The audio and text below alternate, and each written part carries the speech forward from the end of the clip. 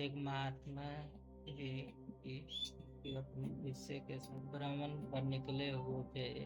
वे एक गांव से दूसरे जाते, एक शहर से दूसरे शहर जाते, यही उनका रूटीन था।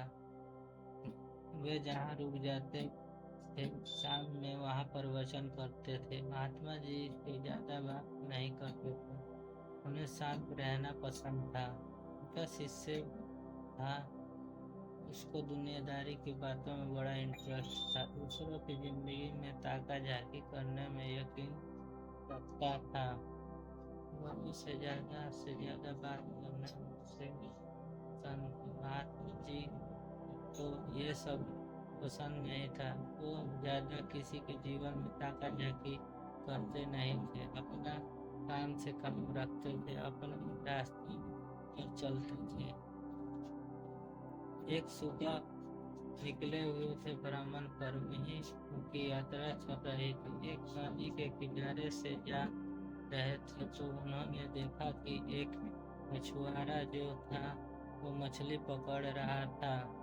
गुरु जी तो अपना चुपचाप महात्मा जी को निकले हिस्से से गया। वो गया दौड़ करके मछुआरे के पास और उसको जाकर ये अहिंसा का उपदेश देना शुरू किया कि तुम्हें हिंसा नहीं करनी चाहिए, काम करो, ये है वो है, बहुत से समझाया। मछुआरे ने शुरू में रिक्वेस्ट नहीं किया,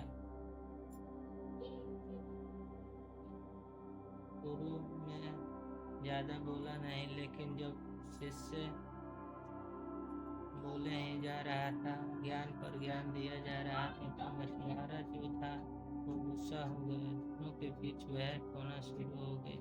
मछुआरे ने कहा, मेरा काम है, मुझे अपना काम करने दो, तुम कौन होते हो बीच में बोलने वाले।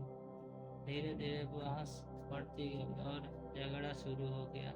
महात्मा जी ने पीछे पलट करके देखा, उनकी आदत मालूम थी। दौड़ करके आए शिष्य का हाथ पकड़ा, उसे खींचकर वहां से ले गए। उसको समझाने लगे कि तुम क्यों उलझते हो लोगों से। शिष्य ने कहा, देखा नहीं आपने गुरु जी, वो गलत काम कर रहा है। उसको शिक्षा दे रहा था कि हिंसा नहीं करनी चाहिए, हिंसा का रास्ता अपना। तो गुरु जी ने कहा, अरे तुम उसे क्यों शिक्षा दे रहे हो, तुम उसे क्यों उसके पीछे पड़ गए। तो शिष्य ने कहा कि मुझे समझाना पड़ेगा, वरना कोई दंड तो दे नहीं रहा। यहाँ के महाराजा ने भी कोई प्रावधान नहीं रखा, कैसे लोगों को दंड मिले। गुरु जी ने कहा, यहाँ कोई किसी को दंड नहीं देगा, ना तो वह दूंगा किसको मिला है, मैं दंड देने की जरूरत नहीं, तो ज्यादा सोचने की जरूरत नहीं है।